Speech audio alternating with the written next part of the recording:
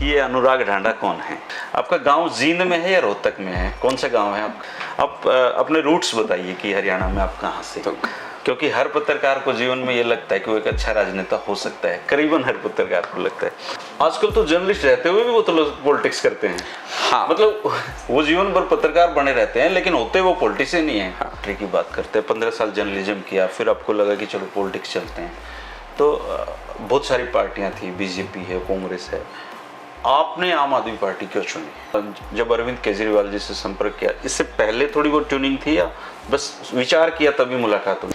आप पंजाब में गए दिल्ली के बाद, आपको वहाँ पे 10 साल लगे, आज आपकी वहाँ पे सरकार है। हरियाणा में अभी तक आपका संगठन तैयार कर रहे हो, आप लोग घूम रहे हो उसमें। हरियाणा में आप जब एंट्री करेंगे, अभी जो पॉलिटिक्स में कर ही लिया आप लोगों ने, तो आप किन किन इश्यूज को लेकर जनता के बीच में जाएंगे? उसके बाद से मतलब चौधरी भजन लाल का परिवार वहाँ पे नहीं आ रहा है।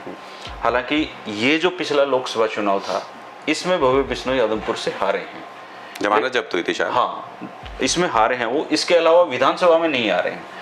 और इससे पीछे भी 2 चुनाव हो चुके हैं जिसमें आपने चुनाव नहीं लड़ा, ना आप इलाहाबाद में थे ना आप बड़ौदा में थे, लेकिन इस बार आप आदमपुर में जा रहे हैं। आदमपुर में ऐसी कोशिशें बहुत बार हुई हैं, मतलब ऐसा कई बार लगा है कि चौधरी भजन लाल का परिवार हारने वाला है, लेकिन अल्टीमेटली वो फिर जीत जाते हैं लास्ट में। चुनाव के दौरान अरविंद केजरीवाल जी फिर से आएंगे आदमपुर में और बड़ी बड़ी पार्टियां आपस में मिल जाती हैं। 2019 में तो दुष्यंत चौटाला जी खट्टर को बिल्कुल ऐसे पानी पी पी के कोसते थे, इधर खट्टर साहब भी उनको कोसते थे। अब वो दोनों मिलके सरकार चला रहे हैं। एक उपचुनाव में आपका भी अलायंस था जेजेपी के साथ, जो वो हारे थे। तो क्या हम 2024 में आम आदमी पार्टी जननायक जनता पार्टी के साथ या किसी और पार्टी के साथ गठबंधन कर सकती है? हरियाणा में बेसिक प्रॉब्लम आपको मनोहर लाल खट्टर सरकार की क्या नजर आई है? कि हरियाणा में 2019 में बीजेपी में ऐसी भीड़ लगी हुई थी लोगों की ज्वाइन करने की, जो आज आम आदमी पार्टी में मैं देख रहा हूँ। इतने लोग आ रहे हैं लेकिन बीजेपी की सीट 40 रहेगी। तो ये जितने भी लोग आ रहे हैं दूसरी पार्टियों से, आप लोग कैसे डिसाइड करोगे कि ये आप जिन मुद्दों पे चुनाव लड़ना चाहते हैं या जो आपकी पार्टी के सबसे मजबूत पक्ष है, ये सारे लोग वैसे ही लोग हैं? एक आप खुद चुनाव लड़ेंगे 2024 का?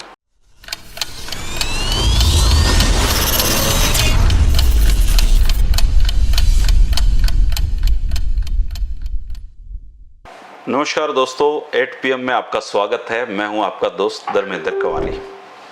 दोस्तों, सियासत की एक खूबी है कि वो 2400 घंटे और पूरा साल चलती है। हरियाणा की राजनीति में एक नाम इन दिनों बहुत चर्चा में है और आप में से बहुत सारे साथी मुझे भी फ़ोन करके पूछ चुके हैं कि ये अनुराग ढांडा कौन है। आज अनुराग ढांडा हमारे ऑफिस में हैं। आम आदमी पार्टी हरियाणा में संगठन का निर्माण कर रही है और रोज़ आप इनको अखबारों और टीवी पर देखते होंगे। आज अनुराग ढांडा जी के जीवन के बारे में जानेंगे और कुछ पॉलिटिक्स की बातें भी करेंगे। सबसे पहले तो अनुराग भाई, आपका बहुत स्वागत है। बहुत बहुत शुक्रिया, बहुत बहुत शुक्रिया। तो जैसे वो कटप्पा वाला जो सवाल था ना कि बाहुबली को क्यों मारा, वैसे ही हरियाणा के लोग ये जानना चाहते हैं कि आप कौन हैं बेसिकली, इतना एकदम से चर्चा में हैं आप हरियाणा में। आप अपने रूट्स बताइए कि हरियाणा में आप कहाँ से? तो सबसे पहले तो कटप्पा वाले सवाल से क्या हुआ था, क्यूरियोसिटी बनी थी और लोगों ने जो पार्ट 2 है वो देखा था। जी। तो उसी सीधा पार्ट 2 ही दिखा रहे हैं। तो हाँ, तो उसी तरीके से अगर लोगों में क्यूरियोसिटी है तो इसका मतलब लोग ये जानना चाहते हैं कि हम जो बात कर रहे हैं वो क्यों कर रहे हैं और बैकग्राउंड क्यों है। तो बहुत सिंपल बैकग्राउंड है, मतलब कोई हम बहुत बड़े बैकग्राउंड से नहीं आते आम आदमी पार्टी में, और आम आदमी है बिल्कुल। मेरे पेरेंट्स टीचिंग लाइन में रहे हैं और मैंने अपनी शुरुआत की पढ़ाई जो है वो हरियाणा से ही की है। अच्छा। मैंने इंजीनियरिंग हरियाणा से की और उसके बाद जॉब करने के लिए इंजीनियरिंग फील्ड में हम गुड़गांव पहले चला गया मैं, और वहाँ से तय किया कि इंजीनियरिंग में जॉब नहीं करेंगे, पत्रकारिता करेंगे। तो उसके बाद मैंने पत्रकारिता शुरू की और लगभग 1.5 दशक तक पत्रकारिता करने के बाद मुझे ये लगा कि जो समाज सेवा करने के पर्पज से हम जर्नलिज्म में गए थे, मुझे लगा कि वो ज़्यादा प्रत्यक्ष रूप से राजनीति में आके वो काम किया जा सकता है। तो मैंने अब ये रास्ता चुना, आम आदमी पार्टी के साथ में जुड़ा और इस विचारधारा से मैं प्रभावित भी था। इस विचारधारा से मैं पूरे 100% तक सहमत भी इस विचारधारा से था। इसलिए मेरे लिए डिसीजन कोई मुश्किल नहीं था। मैंने अपने सामने इस पार्टी को बनते हुए, काम करते हुए देखा।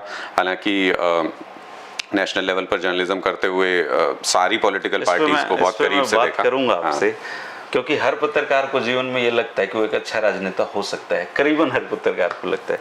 आपका गांव जींद में है या रोहतक में है? कौन सा गांव है आपका? नहीं, देखिए मैं जींद डिस्ट्रिक्ट में धनौरी गांव है, जहाँ से मैं आता हूँ। और हमारे परिवार, मेरे ताऊ जी और उनका सब परिवार अभी गांव में रहते हैं, सब परिवार रहते हैं। हमारी वहीं पे पुश्तैनी ज़मीन भी हमारी वहीं पे तो आप वोटर गांव के हैं या? लेकिन मैं वही बता रहा हूँ आपको, लेकिन शुरू में ही चूंकि गवर्नमेंट जॉब में मेरे पेरेंट्स रहे तो और पढ़ाई की तरफ बड़ा इंटरेस्ट था, तो रोहतक को उस टाइम एजुकेशन हब माना जाता था बहुत शुरुआती दिनों में।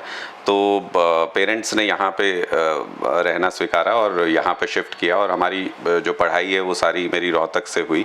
अच्छा। और मेरी तभी बहुत सारे लोग आपको रोहतक का मानते हैं। हाँ, तो क्योंकि हमने तो बचपन से हम यहीं रहे, रोहतक में रहे, और पेरेंट्स चूँकि यहाँ आ गए थे तो गांव में आना जाना होता रहा, रिलेशंस हैं सब, वो पूरा निपटा रहा, परिवार भी वहाँ पे है तो आना जाना उनका भी लगा रहा, हमारा भी लगा रहा। लेकिन मेरी पढ़ाई, मेरा रहना रोहतक में हुआ, और जब कर्म क्षेत्र चुनने की बारी आई तो मैं जर्नलिज्म के लिए मजबूरी थी, क्योंकि हम नेशनल लेवल पे काम कर रहे थे, तो दिल्ली उसका हब है, तो हमें वहाँ जाके काम करना था। पूरे देश में भ्रमण करने का मौका मिला, उस बहाने सारे देश को अलग अलग चीज़ें जानने का मौका मिला, और अब उस एक्सपीरियंस को इस्तेमाल कर रहे हैं। कोई वहम नहीं है कि एक पत्रकार अच्छा राजनेता हो सकता है, बिल्कुल ऐसा वहम नहीं है। देखिए, हाँ, एक मजबूत बहुत लंबी श्रृंखला है। आजादी से बाद जब से कांग्रेस बनी है, पत्रकार हमेशा राजनीति में आए हैं, और कांग्रेस की स्थापना में बहुत सारे जर्नलिस्ट। उसका कारण है, उसका बहुत महत्वपूर्ण कारण है जो मुझे भी लगता है कि आप जर्नलिज्म और पॉलिटिक्स बहुत अलग फील्ड नहीं है। दोनों लोगों के बीच रहने का, लोगों की आवाज़ उठाने का, लोगों के काम करने का तरीका है। दोनों में यही होता है। आप एज ए जर्नलिस्ट क्या करते हैं? कोई अपनी फरियाद लेके आता है, मांग लेके आता है, आप उसको आवाज़ देते हैं, सरकार तक पहुँचाते हैं। राजनेता का काम क्या है? जब आप ऑपोजिशन में हैं तो आवाज़ पहुँचाते हैं सरकार तक, और जब सरकार में होते हैं तो उनका काम करते हैं। मुझे लगता है अनुराग भाई, जैसे आप जर्नलिस्ट थे, आपको लगा कि पॉलिटिक्स करनी चाहिए तो आप पॉलिटिक्स में आ गए। आजकल तो जर्नलिस्ट रहते हुए भी वो तो लोग पॉलिटिक्स करते हैं। हाँ, मतलब वो जीवन भर पत्रकार बने रहते हैं, लेकिन होते वो पॉलिटिशियन नहीं है। हाँ। और आप जी में रहे हैं काफी समय, एक नाम वहाँ भी ऐसा है जो राष्ट्रवादी हैं और पॉलिटिक्स भी करते हैं, लेकिन वो फिर भी पत्रकार बने रहते हैं। देखिए, बिल्कुल उससे बेटर तो यही है कि सीधा बनिए। बिल्कुल आ जाना चाहिए। मुझे लगता है कि जब एक लाइन क्रॉस करते हैं, या आपको लगता है कि आप किसी विचारधारा से प्रभावित हैं, सहमत हैं, तो आपको सामने आके फ्रंट में काम करना चाहिए। बिल्कुल, मैं अपने करियर के पीक पे था। मैंने कोई ऐसे समय पे नहीं छोड़ा कि जहाँ बहुत अच्छी जिंदगी चल रही थी, और जर्नलिज्म में भी बहुत साथी बहुत अच्छे तरीके से जानते थे, क्योंकि हमने कभी कॉम्प्रोमाइज़ नहीं किया किसी भी सिचुएशन में, चाहे रहे किसी भी चैनल में रहे, सब तरीके के चैनल्स में मैं रहा, लेकिन मैंने कभी कॉम्प्रोमाइज़ नहीं किया। आप मेरी अगर रिपोर्ट्स भी पुरानी उठा के देखेंगे तो उसमें आपको कहीं ये नहीं लगेगा कि कोई किसी तरीके का बायस या कोई एजेंडा करके कोई जर्नलिज्म करने की कोशिश की। हमने उससे बचा के रखा अपने आप को, बहुत बुरे फेज भी आए, बचा के रखा उससे। और जब मुझे लगा कि मैं एक विचारधारा से कन्विंस हूँ, मुझे लगता है कि इसके जरिए भारत को बदला जा सकता है, इसके जरिए अच्छा कुछ किया जा सकता है, तो सीधे आकर के हमने यहाँ पे अपनी जिम्मेदारी निभानी शुरू की। पॉलिटिक्स में एंट्री की बात करते हैं, 15 साल जर्नलिज्म किया, फिर आपको लगा कि चलो पॉलिटिक्स चलते हैं, तो बहुत सारी पार्टियां थी, बीजेपी है, कांग्रेस है, आपने आम आदमी पार्टी क्यों चुनी? देखिए, सिर्फ मैं नहीं हूँ इस चुनने में। मुझे लगता है कि देश के करोड़ों लोग आजकल यही कर रहे हैं, और वो इसलिए कर रहे हैं क्योंकि ट्रस्ट है, एक भरोसा है। किसी ने इतने शॉर्ट स्पैन में वो सब किया नहीं। लोगों ने वादे तो बहुत किए। आप एक पॉलिटिकल पार्टी बता दीजिए मुझे, कांग्रेस बीजेपी समेत, जिसने कि पॉलिटिकल वादे किए कि हम ये काम कर देंगे, और अपने कार्यकाल में वो काम किया भी हो। ये पहली ऐसी पार्टी मुझे लगी कि जिसने ये वादा किया कि हम बिजली फ्री कर देंगे। लोग मजाक उड़ाते थे पहले, मैंने दिल्ली में कवर किया है, लोग बोलते थे कि कुछ भी बोल दो, राजनीति है, कुछ भी बोल दो इसमें। जब आए तो करके दिखाया। ये पहली ऐसी पॉलिटिकल पार्टी है जिसने बोला पानी फ्री कर देंगे। लोग बोले कि ऐसे ही बोलते रहते हैं, कुछ भी करके दिखाया। जब स्कूल बदलने की बात आई, मैं जिस चीज से सबसे ज्यादा प्रभावित हुआ, मैंने कभी गवर्नमेंट स्कूल में, मैं खुद भी गवर्नमेंट स्कूल में पढ़ा हूं, मैंने कभी गवर्नमेंट स्कूल में ये उम्मीद नहीं की थी कि इसका स्तर इससे ऊपर हो सकता है, इसको कोई सुधार सकता है, ये मैं सोच भी नहीं सकता था। लेकिन जब दिल्ली में ये बात आई कि हम स्कूल सुधार देंगे, तो मनीष सिसोदिया जी से मेरी बहुत, मतलब उस समय भी बात होती थी, एज ए जर्नलिस्ट भी बात होती थी। हम ये कहते थे क्या सुधार होगे, बिल्डिंग सुधार दोगे और क्या सुधार दोगे। लेकिन जो वहां अमूलचूल परिवर्तन किया, तो मैं मन से बिल्कुल इस बात के लिए अग्री हो गया कि हाँ, किया जा सकता है, अगर करना चाहें तो किया जा सकता है, और जब किया जा सकता है तो क्यों नहीं करें। तो मैं सीधी भागीदारी निभाने आ गया। तो सीधी भागीदारी में आपने जब अरविंद केजरीवाल जी से संपर्क किया, इससे पहले थोड़ी बहुत ट्यूनिंग थी या बस विचार किया तभी मुलाकात हुई? नहीं, मैं अरविंद केजरीवाल जी को मैं तब से जानता हूं जब उन्होंने मैक्सेस से अवार्ड जीता, उसके बाद Okay. से काफी लंबा मैं उनको फॉलो करता हूं कि किस तरीके से उनकी जर्नी रही। पॉलिटिकल सोच, बेशक वो पॉलिटिक्स में चले गए, उन्होंने एक आंदोलन किया, उस आंदोलन में भी लगभग हर भारतीय उसमें शामिल था। कोई ये कहे कि हम उसमें शामिल नहीं थे तो मुझे नहीं लगता, घर बैठे हुए सोच से तो शामिल थे ही जब वो आंदोलन चला। तो बहुत सारे हमारे दोस्त थे जो नौकरी छोड़ के आ जाया करते थे आंदोलन में शामिल होने के लिए। आशुतोष जी भी आए थे। हाँ, तो बहुत लोग थे ऐसे, लेकिन मैंने वो देखी है जर्नी पूरी की पूरी कि किस तरीके से, और आज सारी दुनिया देख रही है, सारा देश देख रहा है। मतलब लोग ये कहते हैं कि पॉलिटिक्स में आके लोग करप्ट हो जाते हैं, मैंने देखा है वो पूरा दौर नहीं, की। अभी तो आपकी पार्टी पे काफी वो चला रहे हैं, चीजें चल रही पूरा हैं। लोग एलजी रोज नई नई जांच खोल रहे हैं, कुछ मतलब आप लोगों को भी उसी कैटेगरी में खड़ा करने की कोशिश तो हो ही रही है। कुछ मर्जी कोशिश कर लें। मैं इसीलिए बोल रहा हूँ कि अगर कोई व्यक्ति जो जर्नलिज्म में रहता है वो सब तोलता है, वो पॉजिटिव नेगेटिव सब देखता है सब पार्टियों के, कुछ मर्जी कर लें, कुछ नहीं मिलेगा। कुछ, मैं कन्विंस हूँ इस बात को लेकर, कुछ नहीं मिलेगा, कुछ मर्जी कर लीजिए। आप जो एलजी साहब जांच करा रहे हैं वो अपनी भी करा लेना, एक दो जांच इधर हमारी डाल तो दें। आप लोग उसको हम बोलते हैं कि दो जांच आप हमारी दे दीजिए, एक अपनी दे दीजिए, देख लेंगे। अच्छा अनुराग जी, किसी भी पार्टी को किसी भी स्टेट में स्थापित होने के लिए वक्त लगता है, क्योंकि विचारधाराएं एकदम से जनता के बीच डिलीवर नहीं की जा सकती। आप पंजाब में गए दिल्ली के बाद, आपको वहां पे 10 साल लगे, आज आपकी वहां पे सरकार है। हरियाणा में अभी तक आपका संगठन तैयार कर रहे हो, आप लोग घूम रहे हो उसमें, तो आप क्या मानते हो हरियाणा में आपका संगठन किस लेवल पे है और मुख्य पार्टियों में शामिल होने में कितना वक्त आपको लगेगा? आप क्या पर्सनल ओपिनियन क्या है इसमें? देखिए, आज के दिन में ये पर्सनल ओपिनियन देने की भी ज़रूरत नहीं है। किसी घर को खटखटा लीजिए, किसी से बात कर लीजिए, अगर आम आदमी पार्टी की चर्चा ना कर रहा हो तो मैं मान लूँगा कि हमारा वक्त अभी आया नहीं है।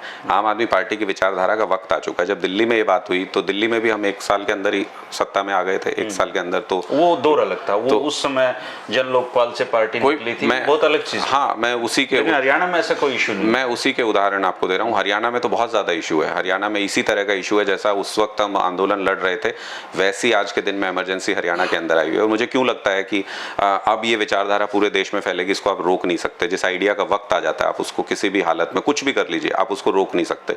लोग उस बात को सुनना चाहते हैं, लोग उस बात को देखना चाहते हैं, लोग वो काम करना चाहते हैं जब उस आइडिया का वक्त आ जाता है।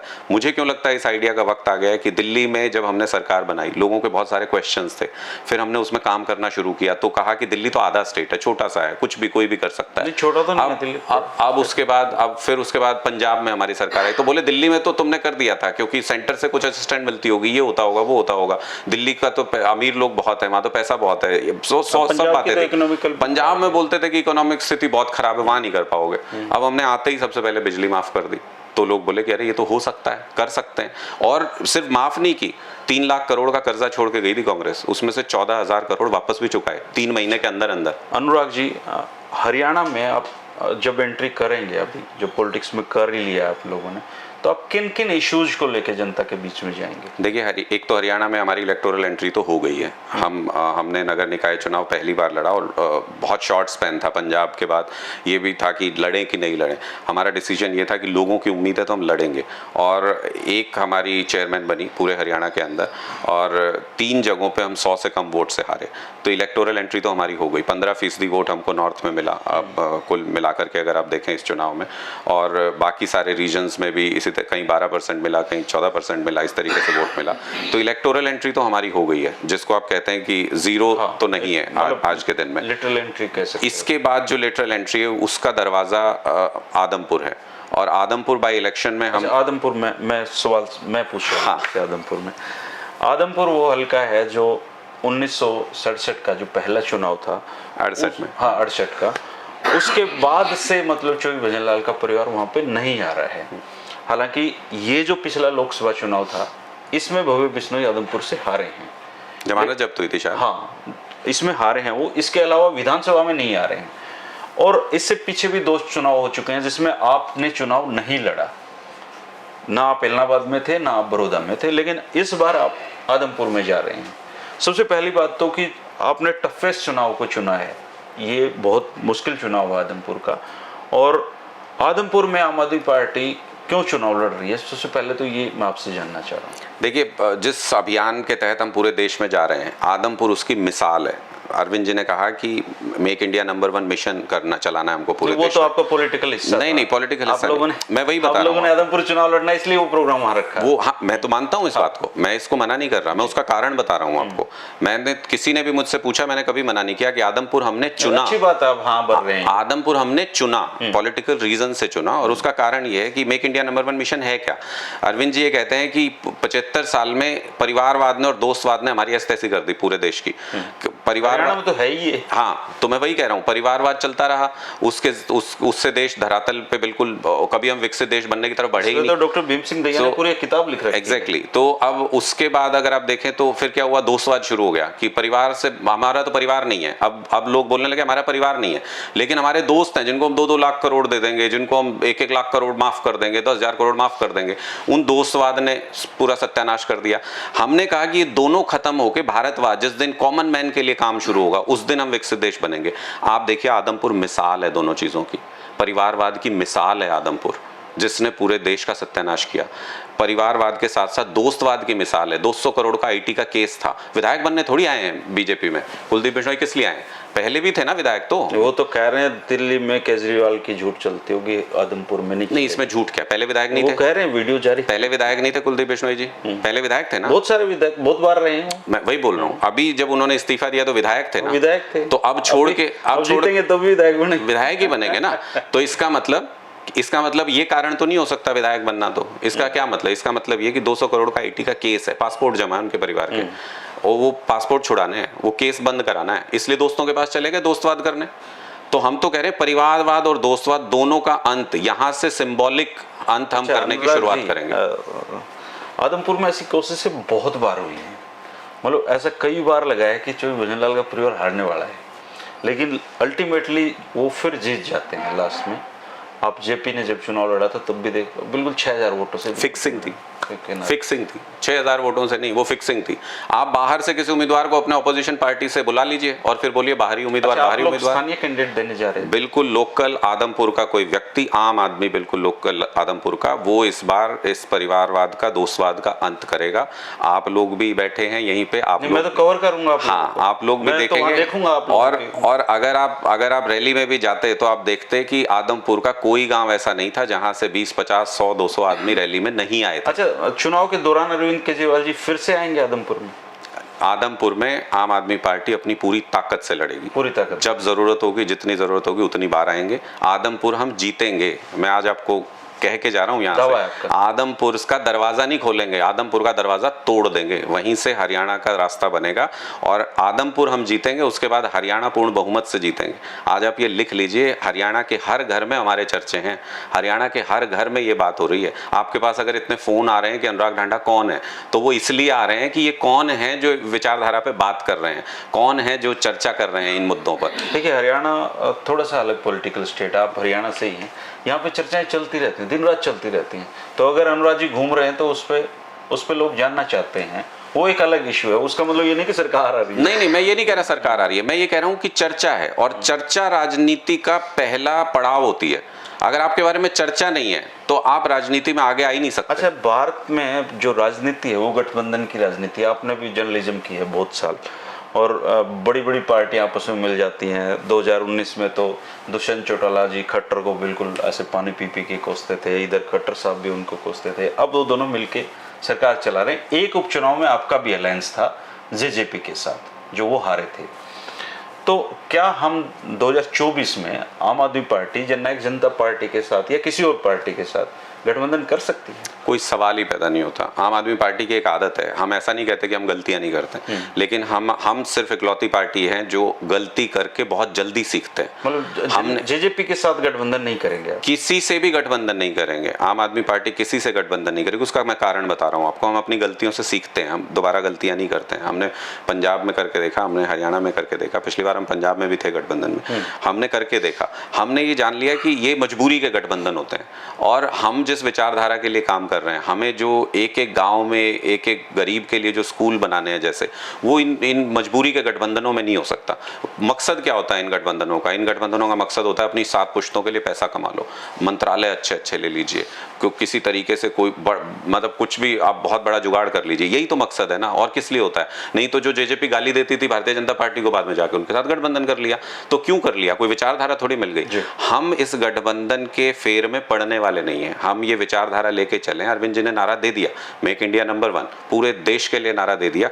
एक विचारधारा हर व्यक्ति तक पहुंचाएंगे, हर व्यक्ति देश का लड़ेगा। 10 लाख स्कूल हैं देश के अंदर, हर व्यक्ति लड़ेगा अपने स्कूलों के लिए। दिल्ली में रहा, पंजाब में रहा, शिक्षा और स्वास्थ्य, वो भी हरियाणा में उन्हीं 2 मुद्दों पे जा रहे हैं। वो ही हरियाणा में हमारे प्रथम 2 मुद्दे होंगे। सबसे पहले 2 मुद्दे शिक्षा और स्वास्थ्य के होंगे। जब तक इस देश का हर बच्चा अच्छी शिक्षा नहीं पा लेता, जब तक अच्छे स्कूल में नहीं पढ़ लेता, तब तक ये देश विकसित देश नहीं बन सकता। हमने बचपन में यही पढ़ा है कि हम विकासशील हैं, विकसित बनेंगे, हमारे बच्चे भी यही पढ़ रहे हैं, और अगर इनके हिसाब से चलते रहे तो उनके बच्चे भी यही पढ़ेंगे। ये बदलना पड़ेगा हमको। हर बच्चे को वर्ल्ड क्लास एजुकेशन देनी पड़ेगी, विकसित देश अपने आप बन जाएंगे। अच्छा, अब हरियाणा तो आप ऑलमोस्ट पूरा घूम ही चुके हैं, छोटा सा हरियाणा अपना, इधर से उधर शाम से सुबह पहुंच जाते हो। हरियाणा में बेसिक प्रॉब्लम आपको मनोहर लाल खट्टर सरकार की क्या नजर आई है? कनेक्ट नहीं है, लोगों से जुड़ी हुई सरकार नहीं है, धोखे से बनाई हुई सरकार है। आप अगर देखें, पिछले चुनाव में बहुमत थोड़ी दिया था भारतीय जनता पार्टी को, 40 सीट चाहिए होती है, नहीं दी थी लोगों ने। इसका मतलब लोगों ने कहा था कि आप बैठने लायक नहीं हो सरकार में। उन्होंने जेजेपी को कुछ सीटें दी थी, लेकिन ये कहा था कि इतनी हैसियत है, आप इससे ज़्यादा नहीं, सरकार नहीं चलानी आपको, हम आपको मैंडेट नहीं दे रहे। कांग्रेस को कहते हैं थोड़ा सा इधर उधर हो जाता तो हुड्डा साहब की सरकार बन जाती। कुछ नहीं बनती, जितने जीतते हैं वो भी 2-2 हज़ार से जीते हैं बहुत सारे विधायक उसमें से, लेकिन उनको भी मैंडेट नहीं दिया था। अमूमन क्या होता है, अमूमन क्या होता है, अगर सरकार से नाराज हैं तो लोग क्यों नहीं देंगे ऑपोजिशन पार्टी को मैंडेट? देंगे ना, वो इसलिए नहीं देते कि आप पे भी विश्वास नहीं है। यानी हरियाणा की जनता नकार चुकी है इन तीनों विचारधाराओं को। हम इससे पहले डिस्कशन में, हम इससे पहले पिक्चर में नहीं थे हरियाणा के अंदर। दिल्ली और पंजाब हरियाणा के दाएं और बाएं हैं, सिर्फ ब्रिज बनाना है बीच में, हरियाणा वो ब्रिज बनाएगा। हरियाणा पूरे भारत को जोड़ने की शुरुआत करेगा, हरियाणा वो ब्रिज बनाएगा। और कुछ दिन और रुक जाइए, ये गुजरात के नतीजे आने दीजिए, हम फिर बैठेंगे। अगली बार आप कह रहे होंगे कि इस बार हरियाणा में आ रहे हो। अच्छा, गुजरात में जो बीजेपी, वो तो कह रही है कि हम 2/3 बहुमत लेके आ रहे हैं, और वो बाढ़ रहे हैं तो आगे आ जाने हैं सबके। मैं सिर्फ हरियाणा में ये जानना चाह रहा हूँ आपसे कि जब भी हरियाणा में 2019 में बीजेपी में ऐसी भीड़ लगी हुई थी लोगों की ज्वाइन करने की, जो आज आम आदमी पार्टी में मैं देख रहा हूँ, इतने लोग आ रहे हैं, लेकिन बीजेपी की सीट 40 रहेगी। तो ये जितने भी लोग आ रहे हैं दूसरी पार्टियों से, आप लोग कैसे डिसाइड करोगे कि ये आप जिन मुद्दों पे चुनाव लड़ना चाहते हैं, या जो आपकी पार्टी के सबसे मजबूत पक्ष है, ये सारे लोग वैसे ही लोग हैं? एक फर्क है, एक बेसिक फर्क है भारतीय जनता पार्टी में जो ज्वाइनिंग्स हो रही थी और हमारी पार्टी में जो ज्वाइनिंग्स हो रही हैं। भारतीय जनता पार्टी में जो जाना चाहे वो सबका स्वागत करते हैं, बस किसी तरीके से भीड़ दिखनी चाहिए। अच्छा, आप लोग नहीं करते? आम आदमी पार्टी के पास लंबी लिस्ट पड़ी हुई है ज्वाइनिंग्स की, लेकिन हमारा बहुत बहुत बहुत तीखा स्क्रीनिंग प्रोसेस है, मैं ये कहूँ, क्योंकि हमको पता है कि लड़ाई बहुत तेज होने वाली है आगे, और हमको पता है कि हमको तोड़ने के प्रयास होंगे, दबाने के प्रयास होंगे, डराने के प्रयास होंगे। हम ऐसे किसी व्यक्ति को नहीं ला सकते जो आईटी रेड के डर से कल को पार्टी छोड़ के चला जाए। हम ऐसे किसी व्यक्ति को नहीं ला सकते कि पढ़नी है जिस, हाँ तो पढ़े ना, सिसोदिया जी के यहाँ पढ़ी, 100 रुपए मिले क्या? अरविंद केजरीवाल जी के यहाँ तो पहले ही हो चुकी है। निकालेंगे वो, कहाँ से निकालेंगे? देंगे, फिर हिसाबी किताब देंगे ना। आज तक आप पत्रकार हो, मैंने तो 15 साल के करियर में ये जाना पत्रकारिता में, कोई ऐसी रेड मैंने सुनी नहीं जिसमें रेड शुरू होने के 1 घंटे के अंदर फोटो नहीं जारी कर देती एजेंसी, चुपके से सोर्सेज के जरिए इतने करोड़ रुपए बरामद। यही होता है, ये इसमें तो चुटकुले बने हुए हैं। ये सेट रूल है एजेंसी का। ये वो सबसे पहला काम ये करते हैं, अपने एक्शन को ऑथेंटिकेट करने के लिए वो फोटो लीक करते हैं सबसे पहले। कोई 100 रुपए का नोट भी दिखा दो मनीष सिसोदिया के यहाँ, 14 घंटे रही एजेंसी। हमारे अहमदाबाद दफ्तर सीएम साहब पहुंचे अभी गुजरात में कार्यक्रम करने कल परसों, अहमदाबाद दफ्तर में पुलिस रेड कर रही थी। उनको लगा कि आज तो सीएम आया तो कुछ ना कुछ पक्का मिलेगा, वहां भी कुछ नहीं मिला। अच्छा, हरियाणा में अनुराग भाई, जाट, नॉन जाट, क्षेत्रवाद, ये अहिरवाल है, ये फलाना, ये इस तरह की पॉलिटिक्स चलती है, आपको पता ही होगा, आप चूंकि देख ही रहे हैं हरियाणा को। तो आम आदमी पार्टी क्या, किस तरह की पॉलिटिक्स करेगी यहाँ पे? देखिए, ये भ्रम है जिसमें लोगों को रखा गया। अंग्रेज करते थे ये काम, जाति के नाम पे लड़ा दो, धर्म के नाम पे लड़ा दो, राज करते रहो बस किसी भी तरह से। ये भ्रम है, जिस भ्रम जाल में कांग्रेस रखती रही, जिस भ्रम जाल में भारतीय जनता पार्टी रखती रही इतने सालों तक, हमने ये सारे भ्रम तोड़े दिल्ली के अंदर। पता नहीं कौन सी जाति का व्यक्ति है जो हमारे स्कूल में एडमिशन लेने आता है, कभी नहीं। मनीष सिसोदिया जी के बनाए हुए स्कूलों में कोई नहीं पूछता आप किस जात से हो, किस धर्म से हो, सारों के लिए एजुकेशन है। पंजाब में भी अब जो गांव-गांव में 100 क्लिनिक बने हैं, कोई नहीं पूछता उन क्लिनिक में जाने से पहले किस जाति के हो, आप आओ सब पढ़ो। पढ़ाई अगर सबको मिल गई अच्छी, बराबर शिक्षा मिल गई, अच्छी शिक्षा मिल गई, ये सारे इश्यूज रिजॉल्व हो जाएंगे। ये लड़ाया जाता था पहले आपको वोट लेने के लिए, कभी जाति के नाम पे, कभी धर्म के नाम पे। बोलते हैं मैं तो तुम्हारी जात का हूं, मैं तुम्हारी चौधर ले आऊंगा। चौधर किस बात की होती है? मैं लोगों से पूछता हूं कि चौधर किस बात की होती है? आप ये चाहते हो ना कि आप जो पर्ची पे लिख के दो वो काम हो जाए, यही होती है चौधर। इसी के लिए सारे लोग मरे रहते हैं कि मेरी चौधर चलेगी, मेरा बंदा बनेगा तो मैं लिख के दे दूंगा, पर्ची काम हो जाएगा। जब हमारी सरकार में सबका काम बिना पर्ची के हो रहा है, कुछ लिख के देने की जरूरत नहीं, हर बच्चे को अच्छे स्कूल में एडमिशन मिल रहा है। हमारे पास दिल्ली में सरकारी स्कूल में एडमिशन कराने के लिए सिफारिशें आती हैं, यहाँ आती है क्या?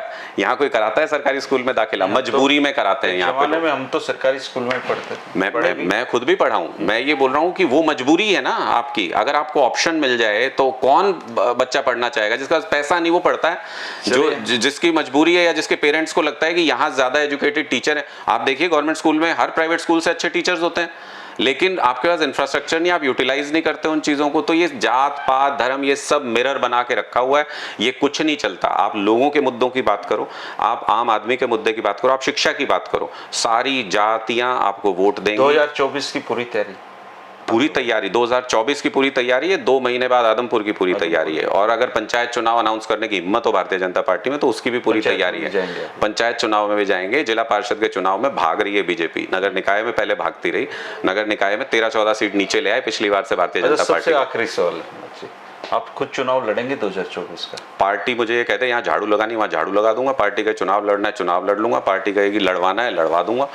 हम तो आदेश के पाबंद हैं पार्टी के पूरी तरह से। और मैंने हमेशा ये बात कही है, मैं बहुत साफ स्पष्ट आदमी हूँ इस बारे में। कार्यकर्ता हैं पार्टी के, कोई गुमान नहीं है कि नेता है, कोई गुमान नहीं है कि हम कोई 14-15 साल हमने पत्रकारिता कर ली तो बहुत बड़े राजनेता हो गए, कुछ नहीं। पार्टी जो कह देगी वो करेंगे, विचारधारा से जुड़े। राजनीति तो वैसे लगातार सीखने का ही फील्ड है। अगर किसी को ये गुमान हो, मेरा हरियाणा की पॉलिटिकल हिस्ट्री पे मेरा पूरा बिल्कुल बहुत पढ़ा है, बिल्कुल। तो यहाँ पे अगर जिस आदमी को ये गुमान हुआ है कि मैं बहुत बड़ा राजनेता हूँ, उसी को यहाँ जनता ने हराया। हाँ, तो अब की बार कुलदीप की बारी है, उसको गुमान है। दोस्तों, ये थे अनुराग ढांडा जी, जो आम आदमी पार्टी के संगठन को हरियाणा में खड़ा कर रहे हैं। इनको पूरी उम्मीद है कि 2024 में हरियाणा की जनता आम आदमी पार्टी को मौका देगी या नहीं देगी, ये वक्त बताएगा दोस्तों। लेकिन हम तो यहीं रहेंगे और आदमपुर उपचुनाव में भी अनुराग भाई के दावों को परखेंगे और आदमपुर उपचुनाव में हम आपसे मिलते रहेंगे। अनुराग ढांडा जी की जो स्टोरी थी, मुझे लगता है कि आपको पूरी जानकारी मिल गई होगी। फिर भी कोई सवाल है तो आप कमेंट कर सकते हैं, अनुराग भाई जवाब दे देना उनका। पक्का जवाब दे देंगे। आप जो भी आपका सवाल हो मेरे बारे में, खुली किताब है मेरी जिंदगी, आपका जो भी सवाल हो आप पूछिएगा, मैं जवाब दूंगा। शुक्रिया दोस्तों, नमस्कार।